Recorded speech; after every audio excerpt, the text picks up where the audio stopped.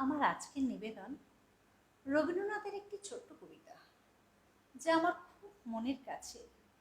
বারবার আমার মনকে নাড়া দিয়ে যায়। হারিয়ে যাওয়া, গেটিং লস্ট। ছোট্ট আমার মেয়ে সঙ্গিনীদের ডাক শুনতে পেয়ে সিঁড়ি দিয়ে নিচের তলায় যাচ্ছিল সে নেমে। অন্ধকারে, ভয়ে ভয়ে, থেমে থেমে। হাতে ছিল প্রদীপখানি, আঁচল দিয়ে আড়াল করে চলছিল সাবধানে।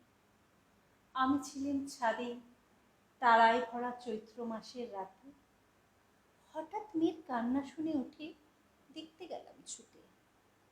অন্ধকারে যেতে যেতে প্রদীপটা তার নিভে গেছে বাতাসেতে। সুধাই তারে, কি হয়েছে মামি? সে কেঁদে কয়, নিচের থেকে হারিয়ে গেছে।